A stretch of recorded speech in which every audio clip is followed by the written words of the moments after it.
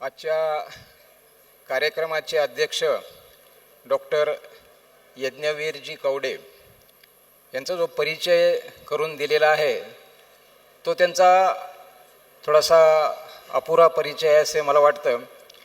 त्यांचा खरा परिचय आहे किंवा ज्या परिचयाच्या गोष्टी मी तुम्हाला सांगणार आहे त्यामुळं मी त्यांना एक विनंती केली होती की माझ्या या सत्राला तुमचे आशीर्वाद जर लाभले तर मला माझ्या सत्राचा आनंद अजून जास्त घेता येईल. आपण ज्या वास्तूमध्ये आज हे सगळे त्रैवार्षिक शिबिर घेत आहोत या वास्तूची निर्मिती ही सरांनी केलेली आहे आणि मग त्याचा विस्तार ज्यांचं अतिशय उद्बोधक असं भाषण आपण उद्घाटनाच्या सत्रात ऐकलं ते डॉक्टर मुनीशजी शर्मा हे त्यांचे जावई आहेत. आणि मग ह्या संस्थेचा विस्तार दोघांनी मिळून सासरे आणि जावयांनी मिळून कुठल्या पातळीवरचा केला आहे ते आपण गेले 3 दिवस अनुभवतो. सरांचं वय 84 आहे आणि या 84 वयाच्या या वयामध्ये त्यांनी ज्या ज्या काही गोष्टी केल्यात त्या कदाचित आपल्याला ऐकून त्याच्यावर कदाचित विश्वास बसणार नाही. पण जेव्हा ह्या सगळ्या गोष्टी मला कळाल्या तेव्हा मी ऑलरेडी माझ्या प्रेझेंटेशनमध्ये त्यांचे काही फोटो टाकले होते. पण नंतर विचार केला की नुसतं फोटो टाकण्यापेक्षा आपण त्यांना या कार्यक्रमाला येण्याची जर विनंती केली, तुम्ही नुसते या 5 मिनटं बसून आम्हाला आणि सगळ्यांना आशीर्वाद द्या आणि गेलात तरी सर चालेल, तुम्हाला त्रास होईल असं मी काही करणार नाही, असा एक बालहट्ट मी त्यांच्यापाशी काही दिवसापूर्वी जाऊन केला आणि मग तो त्यांनी मान्य केला आणि त्यामुळे ते इथं आहेत. ते रोज 20,000 पावलं रोज चालतात. 20,000 पावलं हे रोज त्यांचे कमीत कमी चालतात. ते 21 किलोमीटर मॅरेथॉन ते 2022, 23 आणि 24 हे लागोपाठ 3 वर्ष ते 21 किलोमीटर मॅरेथॉन 7 मिनटं 49 मिनिट आणि 52 सेकंदात त्यांनी पूर्ण केली. त्याचा एक फिनिशिंग क्लिप मी तुम्हाला दाखवणार आहे सगळ्यात शेवटी, माझ्या प्रेझेंटेशनमध्ये आहे. ते त्यांची मुलगी ज्या घरात राहते ते घर 11व्या मजल्यावर आहे आणि सर कधीही लिफ्टने तिथं जात नाहीत, ते जिन्याने तिथं रोज जातात. त्यांच्या ह्या रोजच्या फेरफटक्यामध्ये MIT कॅम्पसमध्ये त्यांचा जो काही एक फेरफटका असतो त्यावेळेस त्यांची एक सवय आहे की त्यांना जर कुठेही काही एखादं नको वाटलं, त्यांना अस्वच्छतेच्या दृष्टिकोनातून असेल, रचनेच्या दृष्टिकोनातून असेल तर त्याचा ते फोटो काढतात आणि त्यांची एक सिस्टीम आहे MITची, त्या सिस्टीमवर तो फोटो तो अपलोड करतात.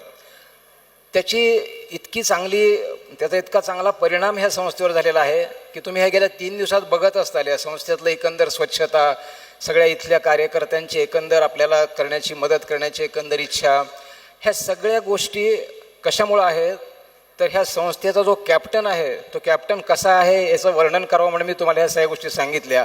आणि हा खरा सरांचा परिचय आहे आणि त्यामुळे मला असं मनापासून वाटत होतं की या माझ्या सत्राला जे आरोग्यविषयक सत्र आहे त्यांच्या इतका चांगला अध्यक्ष हा दुसरा कुठलाही आपल्याला मिळणार नाही.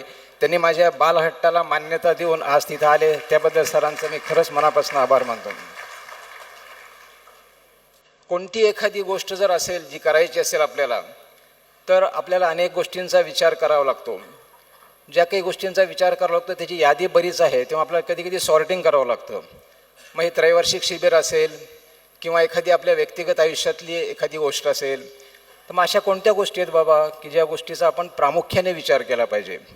आज ह्या त्रैवार्षिक शिबिराच्या बाबतीत सुद्धा जो प्रामुख्याने विचार केला तो मी काल एक 5 मिनटामध्ये तुम्हाला सर्वांना सांगितला आहे. तसंच आरोग्यविषयक मार्गदर्शन करताना सुद्धा मी त्याचा एक विचार केला आणि त्या विचाराच्या अनुषंगाने जो पहिला प्रश्न माझ्या डोक्यासमोर आला की बाबा आपण ह्याचा विचार कुठून सुरुवात केला पाहिजे. व्यक्तिगत आयुष्यात सुद्धा आपण जर या पद्धतीने विचार केला तर आपल्याला तो जो काही उपक्रम आहे त्याची पूर्तता, यशस्वीता ही चांगली होती असा माझा अनुभव आहे. आपला पहिला प्रयत्न असा पाहिजे की हे कशासाठी करायचं बाबा. हा एक मेसेज, ह्याच्याविषयी मी काही बोलणार नाही आहे, हे आपल्या जीवनाचं टार्गेट असलं पाहिजे असं मला वाटतं आणि म्हणून मी ह्या फक्त गोष्टी केल्या. आता ह्यासाठी करायचं आहे काय या संदर्भातल्या आपण काही गोष्टी बोलणार आहोत. आपल्या आयुष्यामध्ये आपण जर एखादी गोष्ट करायची ठरवली तर पहिला प्रश्न असा आला पाहिजे की बाबा आपण हे कशासाठी करतोय, ह्याचा उद्देश काय आहे. तेव्हा व्हाय या गोष्टीपासून आपल्याची सुरुवात झाली पाहिजे. मग ते व्हाय म्हणजे नेमकं काय ते आपण काही वेळेस बघू. त्यानंतर प्रश्न येतो तो म्हणजे आपण नेमकं करायचं आहे काय, का, कसं करायचं आहे, का करायचं आहे, कशासाठी करायचं हे प्रश्न जर आपण सुरुवातीला तेव्हा आपण सुरुवात व्हायपासून केली, त्यानंतर व्हॉट येतं आणि त्यानंतर येतो तो असं होतं म्हणजे ते हाऊ करायचं ते. मग आपण ह्या व्हायची सुरुवात केली तर हा प्रश्न आपल्याला पडलाच पाहिजे की बाबा सगळ्यात महत्त्वाची गोष्ट आहे की कशासाठी करायचं आहे. आपल्याला माहीत आहे की सध्या या सर्व आजारांचं प्रमाण वाढत चाललेलं आहे आणि या आजारांच्या दृष्टिकोनातूनच काही गोष्टी आपण चर्चा करणार आहोत. व्यवसायाच्या निमित्ताने मला आलेले अनुभव मी काही शेअर करणार आहे. काही वाचनातून मिळालेल्या काही गोष्टी आहेत, काही थोड्या मोठ्यांच्या त्यांच्या अनुभवातून आलेल्या काही गोष्टी, त्या फक्त मी आपल्याला डाटा बेस्ड काही गोष्टी त्या मी तुमच्याशी शेअर करणार आहे. सध्या आपण जे हेल्थ कार्डचा प्रयोग केला त्यातनंही लक्षात येत आहे की साधारण 35% शिक्षक असे आहेत की ते एकतर डायबेटिक किंवा प्री डायबेटिक या रेंजमध्ये आहेत. आता याचं सगळ्यांचं काय करायचं याविषयी थोडक्यात आपण चर्चा करूयात. नॉर्मली असं होतं की बाबा या आजाराचे लक्षणं जेव्हा येतात तेव्हा आपण डॉक्टरला व्हिजिट करतो, डॉक्टरकडे जातो आणि डॉक्टरच्या ज्या काही सल्ल्यानुसार आपण काही पुढच्या गोष्टी करतो. असं काही करता येईल का आपल्याला की बाबा या आजारांसाठी ही डॉक्टरची जी काही एंट्री आपल्या आयुष्यातली, ही एंट्री आपल्याला अनेक वर्ष पुढे ढकलता येईल किंवा डॉक्टर आपल्या आयुष्यात आलाच नाही पाहिजे. आला जरी, येणं तर क्रमप्राप्त आहे, पण आला जरी तरी तो बराच उशिरा येईल, असं काही करता येईल का आपल्याला, याचा आपण थोडक्यात विचार करूयात. आणि मग हाच एक प्रश्न आहे आणि हाच एक प्रश्न मला माझ्या एका पेशंटने विचारला होता. साधारणपणे एक 10-12 वर्षापूर्वीची गोष्ट असेल. एक 52 वर्षाचा एक एक्झिक्युटिव्ह इंजिनियर होता, मधुमेहाचा रुग्ण होता आणि तो तपासणीसाठी आला. नेहमीसारखं त्याची काही साखर ताब्यात नव्हती, ब्लड प्रेशर पण ताब्यात नव्हतं आणि तो जॉली होता, त्याला काय असं त्याची काही काळजी नव्हती. मग सगळं मी त्याला सांगितल्यानंतर त्याने मला एक प्रश्न विचारला की हे असं का होतं. मी त्याला विचारलं की का तुम्ही अनियमितपणे सगळ्या गोष्टी करता. तर त्याने एक प्रश्न विचारला मला आणि तो खूप गंभीर होता, म्हणजे असं नाही की त्यांनी खूप कॅज्युअली विचारला. तो म्हणला की डॉक्टर मला हे सांगा तुम्ही की तुम्ही मला एवढे पथ्य करायला सांगता, आज हे खाऊ नका, उद्या ते खाऊ नका, मला मोह होतो खायचा, त्या सगळ्या भावनांवर मी कंट्रोल करायचा, मस्तपैकी थंडीच्या वेळेस सकाळी झोपायचं, तेच दिलं सोडून उठून कुठेतरी फिरायला जायचं, ह्या सगळ्या गोष्टी करून मला मिळणार काय आहे. तर माझ्या आयुष्याचे एक 5 ते 10 वर्ष वाढतील, याच्यापेक्षा काय मिळणार आहे मला. आणि ते कोणते वाढतील तर ते म्हातारपणातले वाढतील. मी जर 60व्या वर्षी मरणार असेल तर ते मी 70व्या वर्षी मरेल, यापेक्षा मला काय मिळणार आहे आयुष्यात. आणि म्हणून म्हातारपणातली 10 वर्ष मला मिळण्यासाठी या तारुण्यातल्या असंख्य क्षणांचं मला कॉम्प्रोमाइज करायची इच्छा होत नाही आहे आणि म्हणून माझ्याकडनं ह्या सगळ्या गोष्टी होतात. मी आहे त्याच्यामध्ये आनंदी आहे. तर मी त्यांना म्हटलं की तुम्ही इंजिनियर आहात, तुम्ही खरंच खूप चांगला प्रश्न विचारला आहे, पण ह्याचं उत्तर मी तुम्हाला लगेच देऊ शकणार नाही, ह्याच्यासाठी थोडासा एक तर वेळ लागेल. आपण असं करायचं का, आणि मला आवडेल म्हणलं, याचं उत्तर देणं मला आवडेल. तर तुम्ही एक काम करा की तुमच्या जवळच्या सर्व नातेवाईकांना आणि तुमच्या सगळ्यात जवळचा जो मित्र आहे त्याला घेऊन एकदा या, आपण संध्याकाळी निवांत बसू. संध्याकाळी माझ्याकडे वेळ त्या मनाने चांगला असतो, आपण बसू ना. आले ते 8 दिवसानंतर 10 दिवसानंतर आले. आम्ही चांगल्या गप्पा मारल्या, हे हसत खेळत सगळ्या गोष्टी झाल्या. एक 15-20 मिनटं गप्पा मारल्यानंतर मग मी त्यांना एकट्यानं आत ठेवलं आणि मग त्यांच्या मिसेसला, त्यांच्या मुलाला आणि त्यांचा एक मित्र, 3 जण आले होते, त्यांना बाहेर जायला सांगितलं. आणि मग मी त्या एक्झिक्युटिव्ह इंजिनियरशी बोललो. त्यांना म्हटलं की बाबा मला ज्या काही गोष्टी ह्या चर्चेतनं जाणवल्या त्या असे आहेत, हा डाटा तुमच्या सगळ्या जवळच्या लोकांनी दिला आहे. म्हटलं मला त्यातलं काहीच माहीत नाही की बाबा तुमचा विसराळूपणा वाढलेला आहे, तुम्हाला लवकर थकवा येतो, तुम्ही 2 जिने चढले की तुम्हाला दम लागतो. ते म्हटले हो बरोबर आहे. म्हटलं त्याचबरोबर त्यांनी असं सांगितले की बाबा तुमचा चिडचिडेपणा पण वाढला आहे, तुम्हाला एकावेळी जर करायची गोष्ट जास्त, जसं आपण मल्टीटास्किंग म्हणतो, एकावेळी जर काही घरात पाहुणे येणार आहेत, कुठला कार्यक्रम आहे, तर नेहमीच्या चाकोरीपेक्षा काही वेगळ्या गोष्टी कराव्या लागतात आपल्याला. अशी जेव्हा गोष्ट येते तेव्हा तुमची थोडीशी बाबा धावपळ होती, तुम्ही तणावात जाता. असंही होतं तुमच्या बाबतीमध्ये, तुम्ही ती मल्टीटास्किंग तितक्या सॉफ्टली करू शकत नाही. ते म्हणले हो बरोबर आहे.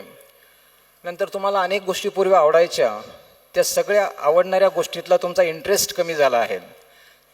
ते म्हणले हो बरोबर आहे. माझ्या सगळ्याकडे हे सगळं त्यांच्यासमोरच सांगितलं होतं. आणि तुमच्या मुलांना गोष्टी सांगणं, मुलांबरोबर चर्चा करणं, मुलांनी काही प्रश्न विचारले त्याला उत्तर देणं, ही गोष्ट तर तुमच्या आयुष्यातनं अनेक वर्षापूर्वीच निघून गेलेली आहे.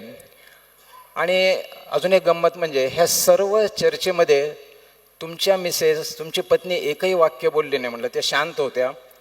त्यांनी फक्त सगळ्या शेवटी एकच वाक्य बोलल्या त्या, आणि ते म्हणजे ह्यांना कशात इंटरेस्ट नाही. आणि जसं ह्या कशातवरनं तुम्हाला सगळ्यांना कळालं तसं मी त्या पेशंटला सांगितलं की म्हणलं ते मलाही समजलं आहे, तुम्हालाही माहिती काय आहे ते, तो पेशंट कोण आहे हे माहीत नसताना ते एका शब्दातनं सगळ्यांना तुम्हाला कळालं. तर म्हणलं हे जे काही आहे हे मधुमेह ताब्यात नाही आहे, तुमच्या तब्येतीकडे दुर्लक्ष आहे, त्याचा परिणाम आहे. फार नवीन नाही आहे म्हणलं, 10-12 वर्षापासून डायबिटीस आणि तोही अनकंट्रोल असेल तर अनेक अवयवांवर परिणाम होतो, त्याचा एक भाग आहे म्हणलं, फार काही खूप ॲबनॉर्मल घेऊ नका. पण हे तुमचं आयुष्य आहे म्हणलं. आता ह्या आयुष्यात जर तुम्ही आनंदी असताल तर ठीक आहे, मला काहीच म्हणायचं नाही, पण हे बदलू शकतं का? हो, 100% बदलू शकतं म्हणलं. ह्याच्यातली प्रत्येक गोष्ट बदलू शकते, प्रमाण कमी जास्त असेल, कालावधी कमी जास्त असेल. आणि अजून एक गोष्ट मला जाणवली की म्हणलं आपण एक काही गोष्टी जरा थोड्याशा वेगळ्या करून बघू म्हणलं. म्हणून मी त्यांना म्हणलं की हा तर डाटा तुमच्या घरच्या लोकांकडून आला आहे, आपण एक छोट्याशा काही गोष्टी करू म्हटलं. म्हणून मी त्यांना एक सांगितले की तुमचा मोबाईल नंबर तुम्हाला माहिती आहे ना? हो माहिती आहे. मग मी तो लिहून घेतला कागदावर आणि त्यांना एक सांगितले की तुम्ही आता डोळे बंद करा आणि तुमचा मोबाईल नंबर मला उलटा म्हणून दाखवा म्हणलं. तर त्यांना अशी काही टेस्ट कोणी सांगितली नव्हती. त्यांनी तो प्रयत्न केला, बऱ्याचदा प्रयत्न, 5-6दा प्रयत्न केला, पण त्यांना काही जमलं नाही. ते म्हटलं जाऊ दे, हा थोडासा अवघड प्रश्न आहे, आपण थोडा सोपा प्रश्न विचारू. त्यांना म्हटलं 100मधनं 3 वजा करायचे, त्यातनं पुन्हा 3 वजा करायचे, असं तुम्ही 50पर्यंत जरा म्हणून दाखवा म्हणलं. 100, 97, 94, 91, 88 असं थोडी स्पीड वाढवली की त्यांचा क्रम चुकायचा. सावकाश म्हणायला सांगितलं ते करायचे. त्यांच्या वयाच्या आणि त्यांच्या शिक्षणाच्या मानाने त्या स्पीडला अनुसरून त्यांची जे उत्तर यायला पाहिजे ते येत नव्हते. मग मी त्यांना म्हटलं ठीक आहे, अजून सोपा प्रश्न विचारू, मला इंग्रजी महिने सगळे उलटे म्हणून दाखवा म्हणलं. जानेवारी, डिसेंबर, नोव्हेंबर असं म्हणून दाखवा. इथंही तसंच झालं की थोडी स्पीड वाढली की त्यांच्या त्या गोष्टी चुकायला लागल्या. मग मी त्यांना म्हटलं की ठीक आहे, आपण आता एक लॉजिकल थिंकिंगचं एक उदाहरण देऊ म्हणलं. त्यांना म्हटलं की मी तुम्हाला एक छोटं पझल सांगतो आणि तो पण एक माझा पेशंट आला होता, तो बघून येतो म्हणलं. मी म्हटलं एक 10 फूट उंच खांब आहे आणि त्या खांबावर एक किडा चढण्याचा प्रयत्न करतो आहे. दिवसभर तो किडा एक 4 फूट वर जातो, पण रात्रीतनं त्याची एनर्जी समजे तो अचानक 3 फूट खाली घसरतो आणि दिवसाच्या 24 तासाच्या शेवटी तो फक्त 1 फूट वर गेलेला असतो. असं जर असेल तर त्याला त्या खांबावर जाण्यासाठी किती दिवस लागतील? तुम्ही विचार करा म्हणलं. एक 5 मिनटात मी जाऊन येतो. जाता जाता त्यांना सांगितलं की जर तुमचं उत्तर जर 10 दिवस असं जर असेल तर ते चूक आहे. 10 दिवस उत्तर हे योग्य नाही आहे. तो कोणतं योग्य उत्तर आहे तुम्ही बघा. मी आलो पेशंट बघून, तोपर्यंत त्यांना काही ते जमलं नाही. ते विचार करत होते, म्हणलं सोडून देऊ आपण आता गोष्ट. मग मी त्यांना सांगितलं की बाबा मला जे काही जाणवलं आहे तुमच्या सगळ्या चर्चेतनं ते असं आहे की तुमच्या सगळ्या जवळच्या लोकांचं तुमच्यावर खरंच प्रेम आहे, त्याच्याविषयी मला काही शंका दिसली नाही कुठं. त्यांना तुमच्याविषयी काळजी पण आहे, पण त्यांच्या मनात तुमच्याविषयी आदर नाही आहे म्हणलं. तो मला थोडासा आदर मला कमी जाणवला. त्यांची बॉडी लँग्वेज, त्यांचं फेशियल एक्सप्रेशन्स, त्यांचे आईज एक्सप्रेशन, ह्याच्यानं मला असं वाटलं की त्यांचा आदर कमी आहे आणि हे सगळं बदलू शकतं म्हणलं. त्यामुळं जर तुम्हाला हे बदलायचं असेल तर एकच करा, जर शक्य असेल तर करा आणि नंतर सोडून द्या. वाटलं तर माझा अंदाज चुकला तर आपण सोडून देऊ तो विषय. तो म्हणजे तुम्ही फक्त 6 महिने प्रयोग करा. 6 महिन्यानंतर जर तुम्हाला असं लक्षात आलं की काही बदल होत नाही आहे तर तुम्ही तुमच्या आयुष्याला बदल म्हणजे काय, तर तुमच्या आयुष्यातला आनंद वाढतो का पहा. वाढला तर आपण कंटिन्यू करू, नाही तर आपण सोडून देऊ. मग जाता जाता त्यांना सांगितलं मी की एक शोले सिनेमातलं एक ए के हंगलचं खूप प्रसिद्ध वाक्य आहे, ते वाक्य त्यांना मी ऐकवलं आणि मग त्यांना म्हणलं की तुमचा मुलगा 25 वर्षाचा आहे पण त्याचा BMI 28 आहे म्हणलं आणि तो 25व्या वर्षी कोणत्या अवस्थेत असणार आहे हे मला दिसतंय म्हणलं. त्यामुळे ते ए के हंगलचं वाक्य आणि त्याच्या अनुषंगानं मला जे काही विचार वाटतात ते सांगितले आणि म्हणलं ठीक आहे. त्याचं पुढं काय झालं ही खूप इंटरेस्टिंग गोष्ट आहे, ते काही इथं विषय नाही आहे. हा ग्राफ त्यावेळेस, हा जरा नीट बघा तुम्ही, हा ग्राफ त्यावेळेस नव्हता माझ्याकडं. त्या पेशंटशी जेव्हा मी बोललो, हा नंतरच्या वाचनात मला मिळाला आहे. यामध्ये एक्स ॲक्सिसवर तुमचं लाईफ स्पॅन किती आहे, तुम्ही किती वर्ष जगणार आहात, आणि हा स्टँडर्ड ग्राफ आहे, हा सायंटिफिक डाटा आहे. हा एक्स ॲक्सिसवर तुमचं आयुष्य किती आहे ते बघणार आहे. जी गडद लाईन आहे ती तुम्ही काहीच केलं नाही ते आहे आणि जी डॉटेड लाईन आहे ती थोडं काही केलं तर आहे. आणि जी काही आपण आता 4 गोष्टी बोलणार आहोत त्या रस्त्यावर जर तुम्ही चाललात तर जी सगळ्यात शेवटची लय ज्याच्यामध्ये गॅप जास्त आहे ती आहे. याचा अर्थ काय आहे तर व्हर्टिकल ॲक्सिस जी आहे, वाय ॲक्सिस जी उभी रेषा आहे ती तुमचा हेल्थ स्पॅन आहे. तुम्ही किती हेल्दी आहात, तुम्हाला हेल्थमधल्या ज्या काही वेगवेगळ्या ॲस्पेक्ट्स आहेत त्या आपण बोलायची गरज नाही, त्या तुम्हाला किती हेल्दी ठेवता आहात. शारीरिक आहे, इंटेलेक्च्युअल आहे, मानसिक आहे, भावनात्मक आहे, सामाजिक आहे आणि स्पिरिच्युअल आहे. ह्या सगळ्या गोष्टींमध्ये तुम्ही किती हेल्दी आहात ही ॲक्सिस वाय ॲक्सिस दाखवते. होतं काय, तुमची लाईफस्पॅन थोडासा कमी होतोच नाही असं नाही, पण सगळ्यात महत्त्वाची गोष्ट अशी होती की जी सॉलिड लाईन आहे तिचा डिक्लाईन हा खूप आधी सुरू होतो. साधारणपणे 30-35 पासूनच तुमच्या आयुष्यातल्या ह्या लहान लहान गोष्टी सुरू होतात आणि मग तुझी क्वालिटी ऑफ लाईफ आहे ही खूप डेटाने असे अनेक वर्ष जातात की ज्या वर्षामध्ये तुम्ही थोडंसं लेस क्वालिटेटिव्ह लाईफ जगत असता. म्हणून ह्या सगळ्या गोष्टी हा ग्राफ मला दाखवणं महत्त्वाचं वाटलं. दुसरा एक मी दोनच फक्त पेशंटच्या बिहेवियरच्या संदर्भातले अनुभव करणार आहे, नंतर आपण प्रत्यक्षात गोष्टीत, कारण अनुभव प्रचंड आहेत पण ते सगळे अनुभव शेअर करताना कदाचित इतर गोष्टींवर आपल्याला वेळही मिळणार नाही. मला जास्तीत जास्त 50 मिनिटं याचं सांगितलं आहे. दुसरा असं आहे की आमच्याकडं हा तो आमचा नेहमीचा अनुभव आहे की पेशंट येतो आणि पेशंट काहीतरी असं बाबा घबराट व्हायली आहे, चक्कर यायली आहे, थोडा घाम यायला आहे, डोकं दुखायलं आहे, जरा अस्वस्थ वाटायला आहे, धडधड व्हायली वगैरे वगैरे लक्षणं वेगळे असतात. त्याला चेक केल्यानंतर लक्षात येईल की BP 200, 210, 190, 180 वगैरे काहीतरी असतं BP.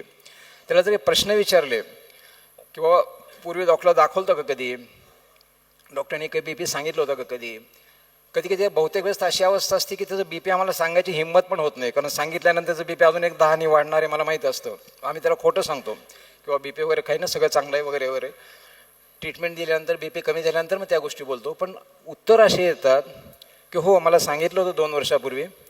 कॉमन उत्तर 2 कॅटेगरीतले आहेत. पहिली कॅटेगरी ही आहे की बाबा मला सांगितलं होतं पण मला काही त्रास नाही म्हणून मी गोळ्या बंद केल्या, आणि गोळ्या बंद केल्या तर केल्या, बंद करून काही कुणाला तपासलं नाही कारण काही त्रासच नाही आहे. हे कॉमन पॅटर्न आहे. आपल्यापैकी कोणी करत असेल ते आजपासून सोडून द्या. आणि दुसरा कॉमन पॅटर्न असा आहे की नाही नाही मला काहीच झालं नाही, मला दवाखाना म्हणजे काहीच माहीत नाही, ते डॉक्टर फेक्टर मला काही गरज नसते म्हणे. असं आपण एक अमरत्व घेऊन जन्मलोत अशा पद्धतीच्या आविर्भावामध्ये त्याचे काही वाक्य असतात. गोळीचं मी तोंडही बघितलं नाही, म्हणजे डॉक्टरकडे गेलोच नाही आपण, ही खूप अभिमानाची, माझं शरीर इतकं चांगलं आहे की मला काही गरजच पडली नाही, अशा पद्धतीचा एक आविर्भाव त्याच्या बोलण्यामध्ये येत असतो. ॲक्च्युली परिस्थिती अशी असते की त्याचं ब्लड प्रेशर हे 200 हे त्या दिवशी जरी झालं असलं तर ते काही एका दिवसात झालेलं नसतं. बऱ्याच दिवसापासून, अनेक महिन्यापासून, अनेक वर्षांपासून त्याला तो BPचा हळूहळू थोडा त्रास असतो. तो जर समजा 140 असताना, 150 असताना, 160 असताना जर रेग्युलर चेकअप म्हणून जर डॉक्टरकडे गेला असता तर कदाचित ही 200पर्यंत जायची वेळ त्याच्यावर आली नसती. तुम्ही सर्व शिक्षक आहात त्यामुळं तुम्हाला टेक्स्टबुकमधला अभ्यास आणि गाईडमधला अभ्यास यातला फरक तुम्हाला चांगला माहिती आहे.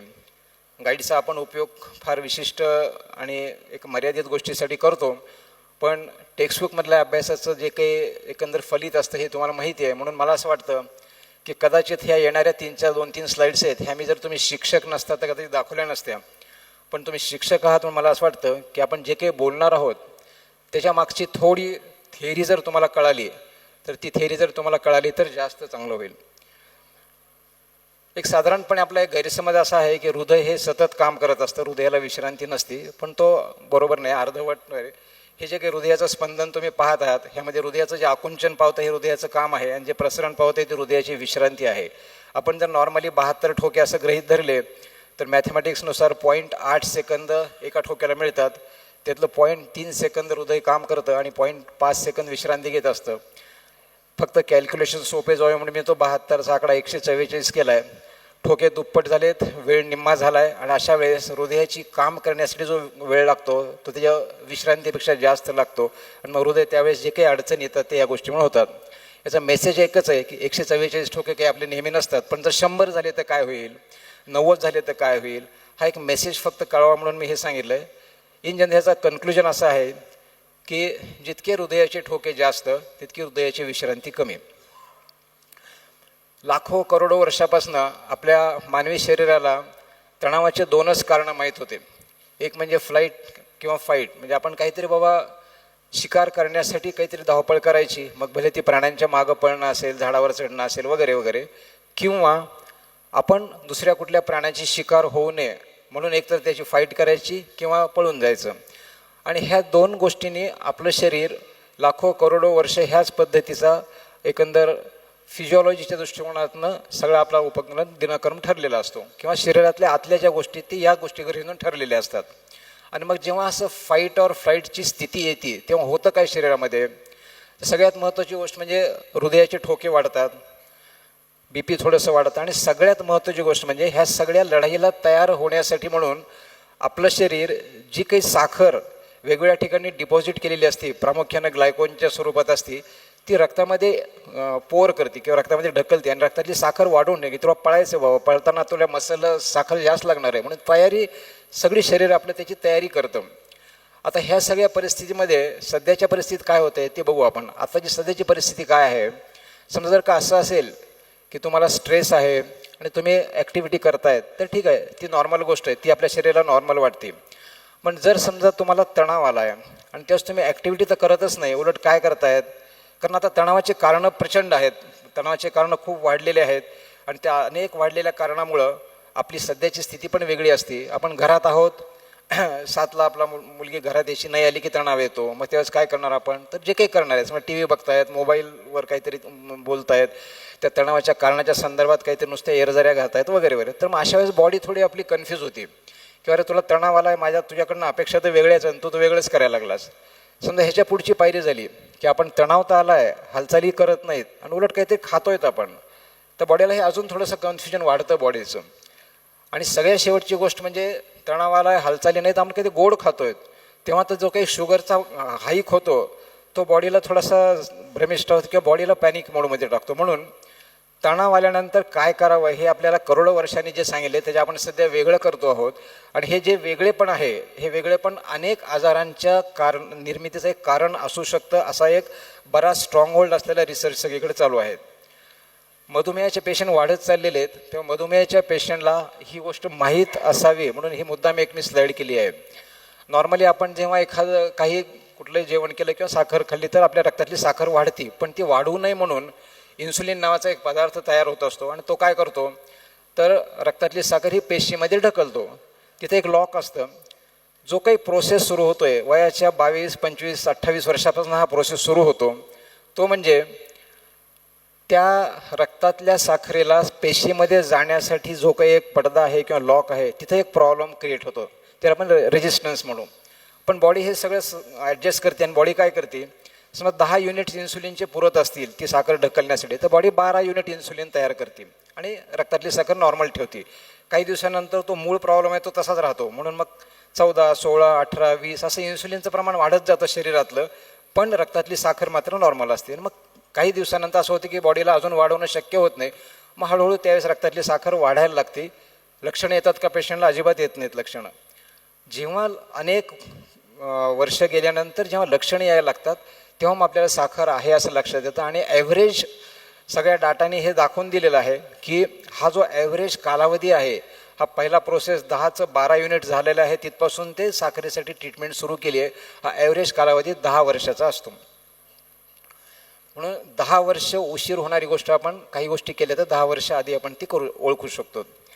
आता हे सगळ्याला रस्ता काय बाबा, काय करायचं आपल्याला, हे सगळं होताना आपल्याला काहीतरी करावं लागेल ना. ही झाली थेअरी, आपल्याला कळाल्यात गोष्टी काही, तर ह्याच्यानं करायचं आहे काय, कोणता रस्ता निवडायचा आहे. तर त्यासाठी आपल्याला काही जणांची मदत लागेल. कुणाची मदत लागेल त्याचा एक आपण थोडंसं, आपल्याकडे आहेत काही अनेक गोष्टी आहेत, शरीरातच आहेत गोष्टी काही, बाहेरच्यांची कुणाची घ्यायची गरज नाही आपल्याला. शरीरामध्ये अनेक गोष्टी आहेत, पण ते आपल्याला घेण्यासाठी काय करायचं आहे त्याची थोडी एक माहिती घेऊ आपण. आपल्यापैकी सर्वांना सहलीचा अनुभव आहे. आपण एखादी सहल अरेंज करतो, मग कुठं जायचं, काय जायचं, मग कुटुंबाबरोबर जायचं, कुणावर जायचं, मित्रावर जायचं, बाबा चौघांवर जायचं का ट्रॅव्हल्सने जायचं. मग जायचे ठिकाणं निश्चित होतात, मग ठिकाणे निश्चित झाल्यानंतर तिथे गेल्यावर काय करायचं ठरतं. अरे बाबा उदयपूरला जायचं आणि चित्तोडगड बघायचं नाही असं कसं शक्य आहे. आपल्यापैकी काही जण असतात की ज्यांना गेलेल्या ठिकाणचे प्रत्येक स्पॉट बघण्यात इंटरेस्ट असतो, मग त्या स्पॉटची यादी वगैरे वगैरे वगैरे. हा अनुभव आपल्या प्रत्येकाला आहे. आता एक गोष्ट तुमच्या लक्षात आली असेल किंवा ही डॉक्युमेंटेड आहे की काही काही जणांनी तर असं सांगितलं आहे की प्रत्यक्ष ट्रीपमध्ये आम्हाला जितका आनंद झाला त्यापेक्षा जास्त आनंद हा आम्हाला ट्रिपचं प्लॅनिंग करण्यात झाला. आणि हे खरं आहे, ट्रिपचं प्लॅनिंग करताना आनंद होतो. हे कशामुळे होतो बाबा, तर हा एक डोपामिन नावाचा पदार्थ आहे, तो आपल्या शरीरामध्ये तयार होत असतो. मग असं तर नाही की आपण दर महिन्याला ट्रिपला जातो, असं तर नाही की आपण रोज करतो, म्हणून डोपामिनची आपल्याला गरज काय फक्त ट्रिपमध्ये थोडीच होते. अशा असंख्य गोष्टी आहेत की ज्या डोपामिन तयार करतात. मी त्या सगळ्याच्या खोलात जाणार नाही. ज्यांना इंटरेस्ट असेल त्यांच्यासाठी ऑफिसमध्ये याची एक प्रिंटआउट मिळायची व्यवस्था करू किंवा तुमच्या केंद्रातही मिळेल. कारण इंटरेस्ट तुम्हाला आत्ता वाटेल बाबा काही करावं, अजून 8 दिवसांनी तो इंटरेस्ट निम्मा झालेला असतो, महिन्यापर्यंत निघून गेलेला असतो. त्यामुळे जर असं खरंच वाटलं की बाबा आपण ह्या गोष्टी करायच्यात तर ही व्यवस्था तुम्हाला येईल. आपण ह्याच्यासाठी एकच बघणार आहोत की बाबा ह्या सगळ्या गोष्टींमध्ये आपण काय करू शकतो त्याची यादी बघितली. दुसरा एक प्रसंग आहे, एक 5-6 वर्षापूर्वी माझ्या पत्नीनं मला सकाळी चहा पिताना आपण चिअर्स करू असं सांगितलं. आपण दारू तर काही पित नाही बाबा, चहाला चिअर्स करू असं ती म्हणली. तर मी म्हटलं ठीक आहे बाबा, करूत आपण चिअर्स. मग केलं. 3-4 दिवस हा प्रकार चालू राहिला. मग त्यावेळेस माझ्या मनात विचार आला की बाबा हा काय पोरकटपणा लावला बाबा, असं विचार मनात आला. पण ऑब्व्हियसली तुम्हाला सगळ्यांना माहिती आहे तो काही विचार आला, पण तो मी आज बोलून दाखवतोय, त्यावेळेस काही बोलून नाही दाखवला. पण नंतर असं लक्षात आलं की बाबा मला हे थोडं आवडायला लागलं आहे की हे चिअर्स करणं हे मलासुद्धा बरं वाटायला लागलं आहे. म्हणून मी एक 8 दिवसानंतर मी पण चिअर्स करायला सुरुवात केली. कधी कधी तर ती विसरायची, मी चिअर्स करायचो. मग सकाळच्या चहाच्या बरोबर एखाद्या संध्याकाळच्या चहाला चिअर्स सुरू झालं. मग लक्षात हे काय बाबा मला का आवडायलं हे. तर हा अजून एक ज्याला आपण हॅपी हार्मोन्स म्हणतो, त्या 4 हॅपी हार्मोन्सविषयी बोलणार आहे. हा एक हॅपी जसं आपण डोपामिन बघितलं तसं ऑक्सिटोसिन हा एक आहे. ह्याला दुसरं नाव लव्ह हार्मोन पण आहे. पुन्हा ही एक यादी की बाबा ऑक्सिटोसिन असं काही नाही किंवा चहाच्या चिअर्स बऱ्याच गोष्टीतनं मिळतं. त्यातल्या आपल्या सगळ्यांच्या आयुष्यात घडणारे काही कॉमन गोष्टी आहेत त्या सांगतो. की समजा आपल्याला एखाद्या आपल्या जवळच्या व्यक्तीचं सांत्वन करायचं आहे, तो दुःखात आहे किंवा काहीतरी शाबासकी द्यायची, तर आपण काय करतो, त्याचा हात हातात घेतो, थोडा हात थोपडल्यासारखा करतो, त्याच्या पाठीवर एक त्याला थाप देतो. इव्हन वपू काळेने तर काही गोष्टी सांगितल्या आहेत की एक पांढरा शुभ्र ससा आहे आणि तो जर तुम्हाला हातात दिला तर तुम्ही काय करताल. 74% लोकांनी उत्तर असं दिलं होतं की तो मी माझ्या गालाला लावेल, त्या पांढऱ्या शुभ्र स्वच्छाचा स्पर्श माझ्या गालाला करेल, असं 74% लोकांनी उत्तर दिलं होतं. समजा एकदम चांगली हिरवीगार छान लॉन आहे तर काय करताल. तर 92% लोकांनी उत्तर दिलं होतं की मी पायातल्या चपला काढून पायातली अनवाणी त्या लॉनवर चालेल. काही जणांनी उत्तर दिलं की मी त्याच्यावर लोळेल त्याच्यावर. पहिला पाऊस आला तर आपल्याला काय वाटतं, पहिले पाऊस आले की एक भावना मनात येते की आपण त्यात भिजावं, तो मातीचा वेगळा. हे नेमकं काय आहे, ते स्पर्शातनं निर्माण होणारं ऑक्सिटोसिन आहे. समजा आपण एखाद्याला निस्वार्थ मदत केली, मनात काही कुठली भावना नाही आहे, किंवा इव्हन साधं मंदिरात दान जरी केलं तर आपल्याला चांगलं वाटतं. का चांगलं वाटतं आपल्याला, त्यातही एक प्रकार आहे की समजा मला उद्या परीक्षेत चांगले मार्क मिळू दे म्हणून दान केलं तर तो आनंद तेवढा वाटत नसतो आपल्याला. मला उद्या नोकरीला इंटरव्ह्यूला जायचं आहे म्हणून दान दिलं तर नाही आनंद तितका वाटत नसतो. हा अनुभव प्रत्येकाला, कारण ते दान नाही आहे, ते एका अर्थाने परमेश्वराला दिलेली लाच आहे समजू आपण, ती रिश्वतखोरी आहे, त्यामुळे तो आनंद तितका खरंच वाटत नसतो. मग हे काय आहे बाबा, तर हा एक तिसरा हॅपी हार्मोन, त्याचं नाव आहे सिरोटोनिन. आणि हा सिरोटोनिनसुद्धा आपल्याला अनेक गोष्टी करत असतो. त्याचे असंख्य ॲक्टिव्हिटीज आहेत ज्यातनं पुन्हा सिरोटोनिन तयार होतं, ते आपण नंतर पाहणार आहोत. ते सगळ्यांचं एकंदर कंपाईल करून काय आहे ते पाहणार आहेत. समजा आपण व्यायाम करतोय, व्यायाम करताना आपल्याला बरं वाटतं, रात्रीची एखादी कडवट भावना कमी होते, फ्रेश वाटतं. बऱ्याच जणांना सांगितले की मी जर सकाळी व्यायाम करणार होतं, काही पेंडिंग कामं करावं वाटतात, घर स्वच्छ नसेल तर घर स्वच्छ ठेवावं वाटतं, काहीतरी गोष्टी कराव्या वाटतात, एक काही पेंडिंग कामं असतील तर ते करण्याचा एक उत्साह येतो, आळस थोडा कमी वाटतो वगैरे वगैरे. हे कशामुळे आहे, तर व्यायाम केल्यानंतर आपल्याला माहिती आहे की एंडॉर्फिन नावाचा, हे शब्दाकडे जाऊ द्या, एंडॉर्फिन नावाचा एक हार्मोन आहे, तो आपल्याला वेलबिंगचं सेन्सेशन देत असतो. मग एंडॉर्फिन तयार होणाऱ्या अजूनही असंख्य गोष्टी आहेत. ह्या 4ही हार्मोन्स तयार करणाऱ्या ज्या काही गोष्टी आहेत त्यांचा आपण एक कंपाईल घेऊन काय काय आपल्याला बाबातल्या सगळ्यांचं असं तर आहे ना की बाबा एखादा हार्मोन आहे तो कुठल्या ॲक्टिव्हिटीनं किंवा 4ही हार्मोन तयार होत अशी कोणती ॲक्टिव्हिटी आहे तिला आपण प्राधान्य देऊया. आत्तापर्यंत आपण जे काही बघितलं त्याचा एक थोडक्यात सांगतो. तो जो एक्झिक्युटिव्ह इंजिनियर होता त्याच्यातनं आपण हे शिकलोत किंवा आपले जगण्याची क्वांटिटीपेक्षा क्वालिटी ही आयुष्यातली जास्त महत्त्वाची सर्वार्थाने. बीपीच्या पेशंटने आपल्याला हे शिकवलं की बाबा आपण त्रास झाल्यानंतर दवाखान्यात जाणं किंवा त्रास काहीच नाही म्हणून डॉक्टरांनी दिलेली औषधं बंद करणं हे कधी कधी घातक होऊ शकतं. जेव्हा आपण तणावात असतो तेव्हा काय करायला पाहिजे आणि काय करायला नाही पाहिजे, आणि कोणत्याही कारणामुळं तुम्ही जर हृदयाचे ठोके वाढवण्याच्या ज्या काही तुमच्या आयुष्यातल्या ज्या काही कालावधी असेल तो कसा कमी करता येईल, किंबहुना असे काही उपक्रम करता येतील का ज्यामुळे हृदयाचे ठोके कमी होतात, असं काही करता येईल का, ह्याचाही आपण विचार करू. आणि जे काही आपल्या साथीला हॅपी हार्मोन्स आहेत त्यांचा आपण कोणत्या कोणत्या ॲक्टिव्हिटीच्या मार्फत आपण उपयोग करू शकतो. ज्या काही सगळ्या स्लाईड्स बघितल्या त्या स्लाईड्समधनं मी एक कंपाईल जो डाटा केला त्यातनं असं आहे की व्यायाम हे 4ही हॅपी हार्मोन्स वाढवतं. निसर्गाचा सहवास, सूर्यप्रकाश, निसर्गामध्ये जाणं, कुठल्याही पद्धतीच्या नेचरला एक्सपोज होणं ह्याच्यात नाही होतात. हे बाकीच्या आणि मग ह्या 3-4 गोष्टीवर आपण कॉन्सन्ट्रेट करूत किंवा ह्याच्यातनं नेमकं कसं करायचं, काय करायचं, त्याचा काही डाटा आहे का आपल्याकडं. मध्यंतरी एक परीक्षा घेतली होती की तुम्हाला ज्या काही गोष्टी याच्यातल्या घातक वाटतात त्याचा क्रम लिहा. तिथून मला माहीत नाही की हां दिसतंय स्पष्ट, तेल आहे, गोड पदार्थ आहेत, दारू आहे, त्यानंतर तंबाखू वगैरे आहे, आणि तुम्हाला ज्या क्रमाने ह्या सगळ्या गोष्टी घातक वाटतात त्याचा क्रम लिहा. तर क्रम लिहिल्यानंतर बऱ्याच जणांनी क्रम लिहिला, तो नॅचरली सगळ्यांचा एक्सपिरियन्सवर बदलला. पण योगाने असं झालं की ही जी एक सर्वात म्हणजे ही एक घातक गोष्ट आहे ह्याचा कोणी उल्लेखच केला नाही. म्हणजे खुर्ची ही घातक गोष्ट असती हेल्थच्या दृष्टिकोनातनं ह्याचा कोणी उल्लेखच केला नाही.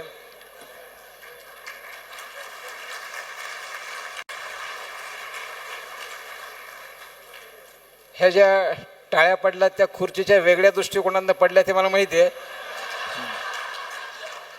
पण आपण थोडंसं ह्याचा हेल्थच्या दृष्टिकोनातनं विचार करणार आहेत. मला माहिती आहे की हिच्यासाठी ही मिळवण्यासाठी खूप धडपड चाललेली असते. अगदी थम्पिंग मेजॉरिटी येऊन सुद्धा 15-15 दिवस हिचा वारच ठरत नाही. जरी खुर्ची मिळाली तरी मग ती सुटणार कशी नाही यासाठी एक वेगळी धडपड चालू असते.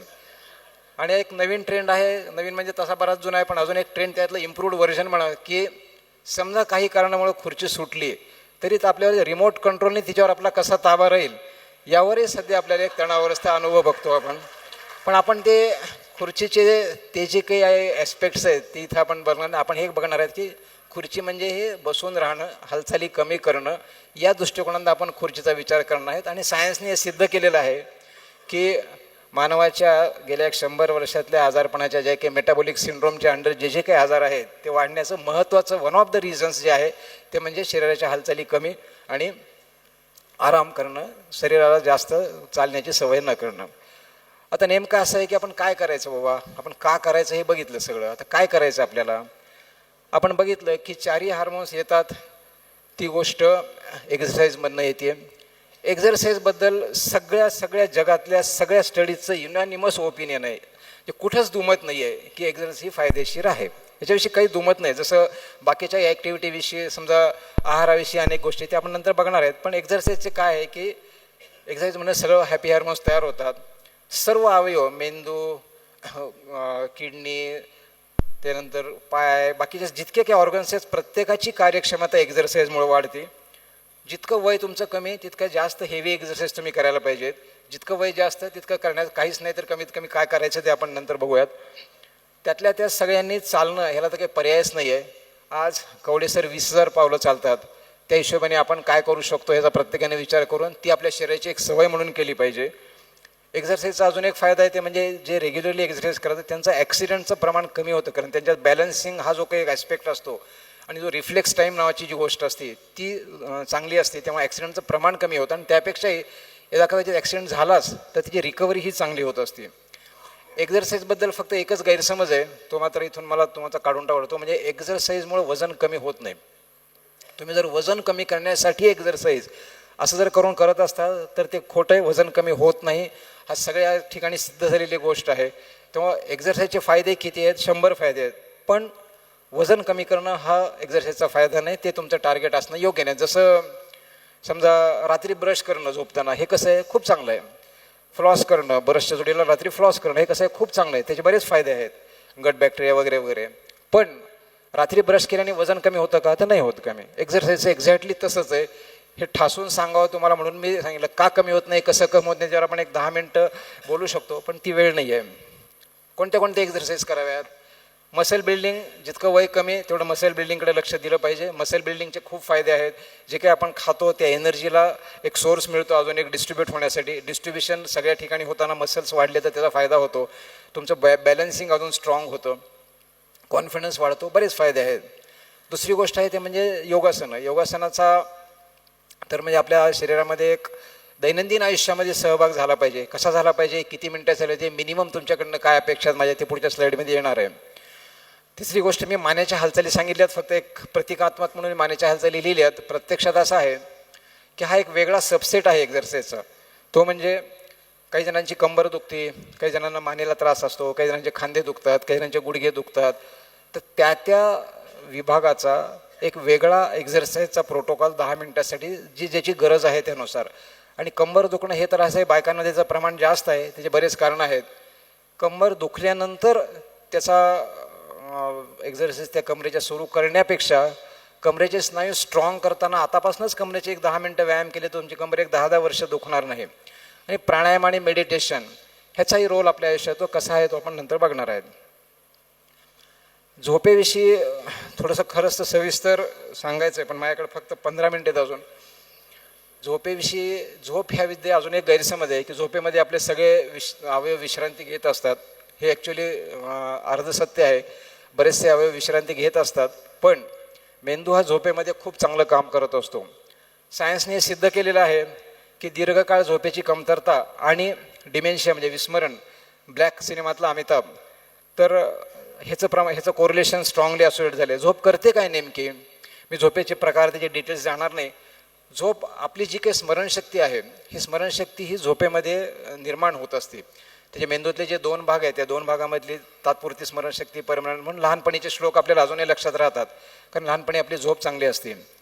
आमच्या शाळेमध्ये एक प्रयोग केला होता की परीक्षा जर समजा ज्या दिवशी आहे आमची त्याच्या 2 दिवस आधी आम्हाला अभ्यास करायला परवानगी नव्हती किंवा अभ्यास केला तर शिक्षा असायची. पुस्तक दिसलं की आम्हाला शिक्षा असायची. अपेक्षा अशी होती शिक्षकांची, कदाचित याच ॲस्पेक्टने त्यांनी काय 50 वर्षापूर्वी तो प्रयोग केला असेल की बाबा वर्षभर जो अभ्यास केला आहे तो परीक्षेच्या आधी 2 दिवस चांगली झोप मिळाल्यानंतर तुमचा चांगला परीक्षेमध्ये तुम्ही रिप्रोड्यूस करू शकता. एक लॉजिकल थिंकिंग असतं. 4 दिवशी 4 वेगवेगळे प्रयोग समजा प्रसंग एखाद्या व्यक्तीच्या बाबतीत घडले तर मग आपलं ब्रेन झोपेमध्ये काही एक लॉजिकल थिंकिंग त्या व्यक्तीविषयी तयार करतं की नाही ही व्यक्ती विश्वासाला पात्र आहे, ही वेळेची पंक्च्युअल आहे, ही दिलेला शब्द पाळते. हे जे काही एक थिंकिंग आहे हे थिंकिंग मात्र झोपेच्या मध्येच तयार होत असतं. त्यामुळं लॉजिकल थिंकिंग, क्रिएटिव्हिटी, मेंदूमधले नवीन कनेक्शन्स ह्या सगळ्या गोष्टी झोपेमध्ये तयार होत असतात. आणि आपल्यापैकी बऱ्याच जणांना लक्षात आलं असेल की समजा तुम्ही रात्री कुठल्या तरी गोष्टीमुळे अस्वस्थ आहात, एखाद्या व्यक्तीमुळे असाल, घटनेमुळे असाल, तुमची झोप चांगली झाली की ती अस्वस्थता दुसऱ्या दिवशी कमी होती, कारण ही भावनात्मक निगेटिव्हिटी थोडीशी डायल्यूट करण्याची कॅपॅसिटी झोपेत. आणि तेच जर उलटं झालं की अशा अस्वस्थावस्थेत आपण झोपलो पण झोप नाही झाली तर सकाळी आपली चिडचिड अजून जास्त वाढलेली असते. आणि हे जे काही अल्झायमर्स किंवा स्मृतिभ्रंशचा आजार आहे त्याचा जो काही कारण आहे ते म्हणजे एक ॲमिलॉइड नावाचा एक पदार्थ आहे. त्याचं जे कचरा तो आहे समजा तो कचरा साफ करण्याचं काम पण झोपेमध्ये होत असतं. आपल्यापैकी बऱ्याच जणांना माहीत असेल की अनेक शोध आहेत. आपला जो कॉमन पिरियोडिक टेबल आहे, बेन्झिन रिंग आहे, या सगळ्याचे शोध हे झोपेत लागलेले आहेत. झोपेच्या संदर्भातल्या गोळ्या न घेता झोप कशी चांगली यावी या दृष्टिकोनाने ज्या काही मी 1-2 स्लाईड्स आहेत ह्या वाचून दाखवायला वेळ नाही, पण ह्या स्लाईड्स तुम्ही घ्या अवश्य. कारण का तर हा जो डाटा आहे हा एका ठिकाणी तुम्हाला मिळणार नाही कुठं, अनेक वेगवेगळ्या ठिकाणातल्या पुस्तकातून मिळून हा डाटा करून मग त्याविषयी केले. त्यामुळे ह्या 2 स्लाईड्स वाटलं तर तुम्ही नंतर ऑफिसमधनं मागून घ्या. साध्या गोळी न घेता आपल्याला झोप कशी चांगली यावी या दृष्टिकोनातनं काही बेसिक गोष्टी ह्या केल्या तर झोपेचा प्रॉब्लेम कमी होतो. आपल्यापैकी असं कोणी आहे का की ज्याला आपल्या शरीरातील कोणता अवयव असा आहे की ज्याला दुसरा मेंदू म्हणतात हे माहिती असेल तर फक्त उभा राहा. फक्त उभा राहा, सांगू नका. अभिनंदन सर, बसा. मी विश्वास ठेवतो तुम्हाला माहिती आहे. आपली डायजेस्टिव्ह सिस्टीम जे आपलं गट आहे त्या गटला दुसरा अवयव म्हणतात, दुसरा मेंदू म्हणतात. याचं कारणही आहे की आपण जे हॅपी हार्मोन्स बघितले ते हॅपी हार्मोन्स की सिरोटोनिनचं होता त्याचे 90% रिसेप्टर्स हे गटमध्ये असतात. आणि त्यामुळे कदाचित तो जो एक शब्द निर्माण झाला आहे की एक गट फिलिंग आहे, वा माझी ही गट फिलिंग आहे, ही गट फिलिंग कदाचित त्यावरूनच निर्माण झाला असावा असं मला वाटतं. कारण ती फिलिंग आहे, ती फिलिंग आली आपल्या ब्रेनमधनं आणि गटचा संबंध काय तर कदाचित त्यामुळे असेल. आपण ह्याच्यासाठी की आपण याचाही विचार करणार आहोत, आहाराच्या बाबतीत विचार करणार आहोत. आहाराच्या बाबतीमध्ये असं आहे की आहाराच्या बाबतीत कोणत्याही ह्याचं एकमत झालेलं नाही आहे. जितक्या काही स्टडीज झालेल्या आहेत सगळ्यांची मतं वेगवेगळी आहेत, कुणीही एका मतावर आलेलं नाही आहे. जगन्नाथ दीक्षित वेगळं सांगतात, रुजुता देवेकर वेगळी सांगते, त्रिपाठी वेगळे सांगतात, पुण्यातल्या नीता देशपांडे वेगळ्या सांगतात. ह्यातल्या तिघांना मी पर्सनली भेटलेलो आहे, त्यांची चर्चा केलेली आहे, 1-1 तास चर्चा केलेली आहे. आणि त्यांचं हे लक्षात आलं की त्यांचे काही व्ह्यू आहेत. अनेक डाएट आले. ह्याचं कारण असं आहे की डाएटवर कंट्रोल करणं ते प्रदीर्घ कालावधी 10-10 वर्ष एखादी स्टडी करायची आणि मग डाटा पब्लिश करायचा तर त्या डाटाला काही ते अर्थ असतो. वर्षभर काहीतरी केले आणि डाटा पब्लिश केला त्यामध्ये बऱ्याच लॅक्युनी राहतात. तर असं 10-10 वर्ष डाटा करणं हे शक्य नसतं. अनेक डाएट येऊन गेलेत. त्यातलं बुद्धा डाएट एक असं आहे की मी रिकमेंड करेल की तुम्ही वाचा, बाकीच्या डाएटचा फक्त उल्लेख केला आहे. तरी पण मला असं वाटतं की काही बेसिक गोष्टी आहेत की डाएटबद्दल आपल्याला माहीत पाहिजेत. त्या म्हणजे तर तुम्हाला काहीच माहीत नाही, डाएटचं काहीच केलं नाही, एकच गोष्ट करायची, कुठून तरी सुरुवात, शेवटी 10 गोष्टी सांगितल्या करायला तर तुम्ही करणार नाहीत, कोणीच करणार नाही. सुरुवात कुठून तरी एका पॉईंटपासून करायची असते. जर असं असेल की सुरुवात करायची तर पहिला मुद्दा आहे संध्याकाळी 7:30 तुमचं जेवण संपलं पाहिजे, इथून सुरुवात करा. बाकीच्या गोष्टी आपोआप होतील. ती जर जमली तर पुढची गोष्ट घ्या, ती जमली तिसरी गोष्ट घ्या. समजा असं असेल की तुम्हाला 7:30ला जेवल्यानं रात्री नाही भूक लागते मला, तर ते परवडेल. 7ला जेवले, रात्री झोपताना दूध पिलं, हे परवडेल रादर दॅन रात्री 10ला जेवलं. साखरेचा वापर बंद करायचा. आणि दुसरी गोष्ट, आपण प्रोटीन्स खरंच खूप कमी खातो. या सिक्वेन्सने तुम्ही सगळ्या तुमच्या आयुष्यामध्ये गोष्टी इंट्रोड्यूस करा, म्हणजे मग तुम्हाला डाएटच्या संदर्भातल्या ज्या काही गोष्टी आहेत त्याचा एक परिपाठ निर्माण होईल. नॉर्मली आपण ज्या गोष्टी बघतो त्यातल्या मी सिक्वेन्सने लिहिल्या. तुम्हाला पहिलीच गोष्ट करायची 7ला जेवण सुरू करा, दुसरी गोष्ट करायची साखर बंद करा, तिसरी गोष्ट करायची प्रथिनं वाढवा, चौथी गोष्ट करायची बाहेरचं खाऊ नका. मुद्दाम मी घराबाहेरच्या तळीव पदार्थामध्ये 2 प्रकारचे तेल दाखवले, दोघांचा कलर दाखवला आहे. हा कलर लक्षात घ्या. का बाहेरचं तळलेलं खायचं, घरातले भजे खायतले कमी धोकादायक आहेत, बाहेरचे भजे का धोकादायक आहेत, त्या तेलातला फरक मुद्दाम मी कलरने दाखवला आहे तिथं. आणि सगळ्यात महत्त्वाचं, ज्याच्याशी बोलल्याशिवाय हे आहाराविषयीची गोष्ट पूर्ण होणं, ते म्हणजे उपवासाचं महत्त्व. सर्व धर्मामध्ये सांगितलं आहे, कॉमन सांगितलं आहे, सगळ्यांनी ॲक्सेप्ट केलं आहे. अशा काय फार कमी गोष्टी आहेत, त्यातली एक गोष्ट आहे ती म्हणजे उपवास. उपवासाचं प्रमाण, पद्धत वेगवेगळी आहे, पण उपवासाचे असंख्य फायदे आहेत. त्यातल्या त्यात ज्यांना वजन कमी करायचं आहे, ज्यांना प्री डायबेटिक टू डायबेटिक ह्या रेंजमध्ये जायचं नाही आहे, ज्यांना ऑलरेडी डायबिटीस आहे पण BMI जास्त आहे, ज्यांचं वजन जास्त आहे, त्यांच्यासाठी उपवास करणं हे अत्यंत आवश्यक आहे. पण उपवासाची सगळ्यात मोठी जी काही एक गोष्ट आहे ती म्हणजे उपवासाचे पदार्थ खाऊन उपवास करणं. असं असेल तर बिलकुल करू नका. तुमच्या आणि देवाच्या मध्ये मी येत नाही. भावनात्मक पातळीवरचा उपवास कसाही करा, मी फक्त हेल्थ रिलेटेड गोष्टी बोलतो आहे. देवीचा वार आहे तो केला, काही म्हणणं नाही माझं, पण त्याच्यासाठी त्याचा तब्येतीशी संबंध काय होतो हे नीट समजून घेऊन करा. उपवास करायचा असेल तर खरंच काहीही न खाता नाही पिता फक्त 4 गोष्टींना परवानगी आहे. 24 तासाच्या उपवासाची सुरुवात करून बघा, तुम्हाला फ्रेश वाटेल.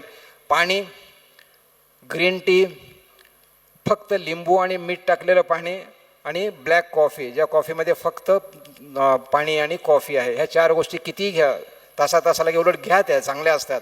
आणि असा उपवास करा, सवय करा, हळूहळू उपवासाची सवय करा. 24 तास, 36 तास असा जितका उपवास, त्या उपवासाच्याबद्दल आणि मग ते ॲटोफेजी, नोबेल प्राईज वगैरे एक वेगळाच विषय येतो. हा प्रयोग मी जेव्हा स्वतः केला माझ्यावर, म्हणजे 36 तास असा 2दा उपवास केला. 36 तासानंतर जे फ्रेश वाटतं, भूकच लागत नाही, जे काही वाटतं त्याचा अनुभव घ्या आणि पण उपवासाकडे लक्ष द्या. हा एक नवीन कन्सेप्ट आहे. भारतीय आहार पद्धतीमध्ये अशा अनेक गोष्टी आहेत की ज्यांचा इन्फ्लेमेशन अँड डाएटशी संबंध आहे. प्राणायाम आणि मेडिटेशनमध्ये फक्त 1-2 मिनटं सांगतो. 21 डिसेंबर माहिती आहे, 21 जून माहिती आहे. ह्या सुदर्शन क्रिया, अनेक प्राणायामचे अनेक प्रकार आहेत. अनुलोम विलोम आहे, भस्त्रिका आहे, आपल्याला माहिती आहे सगळ्या गोष्टी. याच्यावर संशोधन झालेलं आहे. सुदर्शन क्रियेवर तर असं आहे की बाबा all India institute of medical science आणि बंगलोर ह्या दोन्ही रेप्युटेड इन्स्टिट्यूटने संशोधन झालं आहे. मेंदूच्या वेव्हज, सिरम कॉर्टिझॉल अशा अनेक सॉफिस्टिकेटेड टेस्ट करून त्याच्यावरचं संशोधन झालं आणि हे सिद्ध झालेलं आहे की तुमची स्ट्रेस लेवल ह्याच्यामुळं कमी होते. याला हात घातल्याशिवाय मला वाटतं की शिक्षकांच्या संदर्भातला फिटनेस पूर्ण होणार नाही, तो म्हणजे इंटेलेक्च्युअल फिटनेस. तुम्हाला एखादी गोष्ट किती वेळ लक्षात राहते, तुम्हाला एखादे मल्टीटास्क करताना काय काय गोष्टी होतात, तुम्हाला एखाद्या वेळेस समजा असं झालं की बाबा अचानकपणे एखादी गोष्ट आली, शिकवताना एखादी गोष्ट विसरते का, हे करण्याचा जो काही आहे तो असा इंटेलेक्च्युअल फिटनेस आहे. हा आपला सगळ्यांचाच चांगला असण्याची गरज आहे. याच्यासाठीची ही स्लाईड मात्र तुम्ही नीट बघा, शक्य असेल तर लिहून घ्या. सगळ्यात महत्त्वाची गोष्ट म्हणजे वेगवेगळ्या प्रकारचं वाचन. जितकं जास्त वाचन करताल तेवढा तुमचा इंटेलेक्च्युअल फिटनेस वाढेल. माहितीचं विश्लेषण करायला शिका. आपण एक हेल्थ कार्ड केलं, त्या हेल्थ कार्डमध्ये काय झालं बाबा, किती जणं प्री डायबेटिक आहेत, किती जणं डायबेटिक आहेत, किती जणांच्या कोणत्या संकुलाचं हेल्थ कार्ड सगळ्यात चांगलं आहे, अशा डाटाचं विश्लेषण मी केलं आहे. त्याचा काही डाटा लिहून ठेवलेला आहे. अशा पद्धतीचं विश्लेषण करणं ही तुमच्या मेंदूसाठीची अवस्था. आपण हे तर संस्थेसाठी करतो आहे, पण नकळत त्यातनं माझ्यासुद्धा मेंदूसाठी काही गोष्टींचा फायदा होत असतो. काहीतरी नवीन शिका, कुठलीही गोष्ट शिका. आता हे जे मी प्रेझेंटेशन करतो आहे, हे प्रेझेंटेशनला सगळ्या गोष्टी मला 1 महिन्यापूर्वी येत नव्हत्या.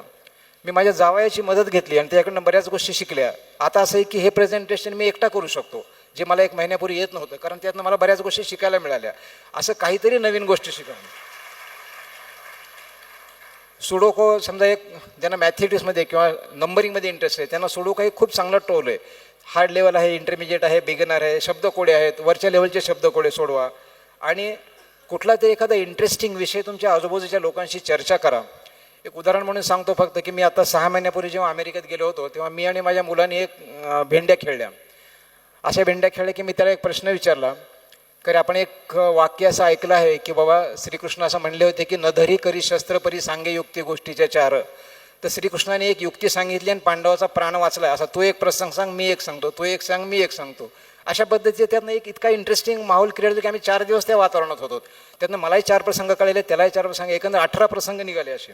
अशा पद्धतीचे. आणि मग झोपेची क्वालिटी आणि मेडिटेशन हे एक पुस्तक आहे, मी स्ट्रॉंगली रिकमेंड करेल.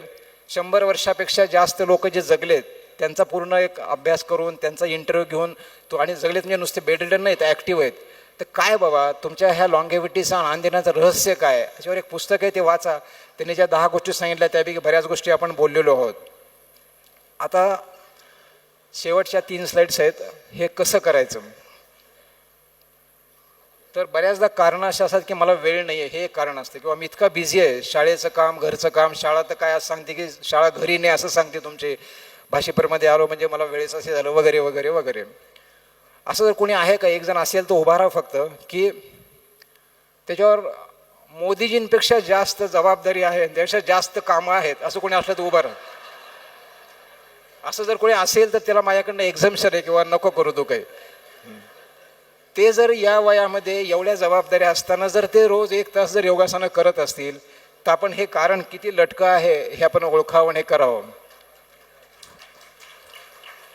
दुसरं एक काही प्रॅक्टिकल टूल्स सांगतो. एकट्याने व्यायाम करणं ही खूप अवघड गोष्ट आहे, कोणाच तरी मदतीला घ्या. ग्रुपमध्ये केलेल्या गोष्टी चांगल्या असतात. आणि आपल्याला एक सवय आहे, आपण बफेमधलं जेवण हे थोडं अजीर्ण होऊस तर जेवतो. हा सगळ्यांचा अनुभव असेल. काय जेवतो बाबा, कारण ते पैसे दिलेले असतात ना, ते पैशाची अजून भरपाई कशी करता येईल, अजून एक पदार्थ जास्त खाऊ, पोट भरलंय पण बफे अजून एक खाऊ, हा एक मानसिकता असते लोकांची. तशी पैसे दिल्यानंतर जर एखादा ट्रेनर लावला, एखादा कोर्स लावला तर तो अटेंड करण्याची पॉसिबिलिटी वाढते. तसा एक प्रयोग करा. आणि एक शेवटचा मुद्दा आहे ज्याच्यातनं मला हे तुमच्याशी आज हा मुद्दा बोलायचा होता. भाषीपर म्हणून आपण काही करू शकतो का, ज्यांना ह्या विषयात इंटरेस्ट आहे अशा शिक्षकांनी माझ्याशी नंतर संपर्क करा. भाषीपर म्हणून माझ्या मनात एक कल्पना आहे, दरवर्षाची मॅरेथॉन भाषीप्रची आपण काढू शकतो का. प्रत्येक शिक्षक आपापल्या केंद्रात आपापल्या ठिकाणी एका विशिष्ट ड्रेस कोडमध्ये मॅरेथॉनमध्ये पळेल, हे स्वप्न आपण करू शकतो का. असेल तर त्या दृष्टिकोनातनं ज्यांना इंटरेस्ट आहे अशा लोकांनी काहीतरी इन्व्हेस्ट केला. आजकाल सगळीकडे फूड स्टेप्स मोजायचे यंत्र, प्रत्येकाच्या मोबाईलमध्ये फूड स्टेप्स असतात. प्रत्येक संकुलाद्वारे संकुलशः कोण किती, हे संकुल 1 लाख पावलं चाललं, हे संकुल 2 लाख पावलं चाललं, असा काही डाटा आपण करू शकतो का. असे काहीतरी विचार करा. आणि जर तुम्हाला ह्याच्यात जर इंटरेस्ट असेल, असं जर काही इनोव्हेटिव्ह कुठल्या गोष्टी आल्या टेक्नॉलॉजीच्या मदतीने, तर मग मी तुम्हाला मार्गदर्शन करण्यासाठी तयार आहे. माझ्याकडे अँडी गॅपलिनपासनं ते सगळ्यांचा डाटा सगळ्यांचे आहे, सगळ्यात सॉफ्टवेअर. ज्यांना इंटरमिजिएट आहे त्यांच्यासाठी वेगळा सेट आहे, जे मीडियम आहे त्यांना वेगळा सेट आहे. मला वाटतं की आठवड्यातले 6 दिवस तुम्ही असे करावेत. 5 मिनटं पूरक हालचाली, 12 सूर्यनमस्कारला 6 मिनटं लागतात आणि 45 मिनटं चालावं. शेवटच्या लाईनविषयी बोलतो. 7व्या दिवशी काय करावं. 7व्या दिवशी जे करावं ते असं आहे की 7व्या दिवशी 1 तासभर स्वतःला भेटा आणि ज्या 6 दिवसातल्या गोष्टींविषयी स्वतःशी चर्चा करा, स्वतःशी एक गप्पा मारा आणि त्यातनं काय निर्माण होतं ते बघा. तर माझी आता शेवटची स्लाईड आहे. ह्या स्लाईडविषयी आपण बोललेलो आहोत. मी स्लाईड आधीच डिक्लेअर केली होती. मला वाटतं याच्यासाठी एकदा जोरदार टाळ्या झाल्या पाहिजेत. ही स्लाईड हे आपल्या कार्यक्रमाचे अध्यक्ष आहेत, तुम्हाला दिसत आहे. 7 मिनटं 48 सेकंद 48 मिनटं 52 सेकंद त्यांचा हे आहे. आणि म्हणून ही स्लाईड मला दाखवायचीच होती. शेवटच्या 2 क्षण. 5 वर्षापूर्वी माझा योगासनाचा काही संबंध नव्हता. मला एक पैठणच्या काही लोकांनी योगासनाचं 21 जूनला बोलवलं. आपल्या माहिती 2014ला योगासनाचा इंटरनॅशनल डे आला. मला बोलवलं त्यांनी की तुम्ही ह्या योगासनाबद्दल एक आम्हाला मार्गदर्शन करण्यासाठी या. मी म्हटलं मला शक्य नाही ते. ते म्हटलं काय शक्य नाही. मी म्हटलं मी योगासनं करत नाही, मला योगासनाचा अनुभव नाही आहे, त्याविषयी मला काही माहीत नाही आहे. थेरॉटिकल माहिती आहे, त्या आधारे येणं मला योग्य वाटत नाही. ते म्हटलं या तिथं कुणाला माहीत नाही तुम्ही योगासनं करत नाहीत ते. तर मी म्हटलं तिथं कुणाला माहीत नाही, मला माहिती आहे. मला माहिती आहे की मी करत नाही म्हणून मी येत नाही. पण त्यातनं एक फायदा झाला, आपण काही ते योगासनं करावेत असं कळालं. आणि मग सर या वयात काही करू शकतात. मी काही गोष्टी शिकलो. पहिला फोटो जो आहे, तुम्ही 15,000 फूट उंचीवरनं विमानातनं उडी मारली, 9,000 फूट आमचा फ्री फॉल होता, त्यानंतर आम्ही पॅराशूटनं खाली आलोत आणि ह्या सगळ्या गोष्टी मी योगासनाच्या ह्याच्यातनं करू शकलो. मी जर या वयात हे करू शकतो तर तुम्ही का नाही करू शकणार? ही माझी शेवटची स्लाईड आहे. व.पु. काळे हे माझे आवडते लेखक आहेत. त्यांची सगळी पुस्तकं ऑलमोस्ट मी वाचलेले आहेत. त्यांच्या पुस्तकातलं एक वाक्य मला खूप आवडतं. त्याच्यातले अनेक वाक्य आहेत जे कळायला मला अनेक वर्ष लागले, अशा अनेक वाक्य आहेत. ते सगळे सांगत नाही मी इथं कारण वेळ संपलेला आहे, पण हे वाक्य मात्र सांगायचं कारण या स्लाईडशिवाय माझा शेवट होणार नाही. आत्तापर्यंत मी जे बोललो हा सगळा सायंटिफिक डाटा होता, सगळीकडे स्टडी झालेल्या त्यातनं सिद्ध झालेल्या गोष्टी होत्या. ही गोष्ट मात्र सायंटिफिक डाटा नसलेली आहे पण महत्त्वाची आहे. हिच्याशिवाय आपण आरोग्यमय राहू शकत नाही असं मला वाटतं. ते म्हणजे त्यांचं एक वाक्य होतं, ते म्हणजे अश्रद्ध माणसं हे समाधानी नसतात, असं त्यांचं एक वाक्य होतं. हे मला कळायला बरेच अनुभव घ्यावे लागले. मग श्रद्धा कुणावर असावी बाबा? एखाद्या व्यक्तीवर श्रद्धा असली तर आहे, चांगले नाही असं नाही, पण त्याचे काही तोटे आहेत कारण प्रत्येक व्यक्तीमध्ये काही ह्युमन विकनेसेस असतात. आणि मग तसं झालं तर त्याचा कदाचित एकलव्य होऊ शकतो. म्हणून व्यक्तीवर श्रद्धा ठेवण्यापेक्षा एका शक्तीवर श्रद्धा ठेवावी. मग कोणती शक्ती आहे? तर मला वाटतं परमेश्वरावर श्रद्धा आपली असावी. परमेश्वराचं रूप आपण काही जण लहान मुलात बघतात, काही निसर्गात बघतात, काही मूर्तीमध्ये बघतात. पण माझ्या आईने मला एक गोष्ट सांगितली होती, ती मला पटली. त्या रस्त्यावर चालल्यानंतर माझ्या आयुष्यातला आनंद वाढला आहे, ती मला तुम्हाला सांगा वाटते. ती म्हणजे ज्या गोष्टीवर तुझं पोट अवलंबून आहे त्याला तू परमेश्वर मान, असं माझ्या आईने मला सांगितलं होतं. माझं पोट हे पेशंटवर अवलंबून आहे. तर मी पेशंटमध्ये जेव्हा परमेश्वर बघायला सुरुवात केली, मला माझ्या आनंदामध्ये वाढ झाली अशी अनुभूती आली. तुमचं पोट कोणावर अवलंबून आहे? विद्यार्थ्यांवर. विद्यार्थीच ना? कुणीतरी संचालक मंडळ म्हणल्यासारखं वाटलं मला. हां, असेल तर गैरसमज काढून टाका. तुमचं पोट विद्यार्थ्यांवर अवलंबून आहे. तुम्ही जर विद्यार्थ्यांमध्ये परमेश्वर पाहायला सुरुवात केली तर माझी खात्री आहे तुमच्या आयुष्यातला आनंद वाढणार आहे आणि तुम्ही जास्त निरोगी राहणार आहात. आपण ह्या ज्या काही 4 गोष्टी बोललो त्या तुमच्या आयुष्यामध्ये याव्यात. विद्यार्थ्यांमध्ये परमेश्वर मानण्याची वृत्ती तुमच्यामध्ये निर्माण व्हावी या शुभेच्छा देतो आणि थांबतो.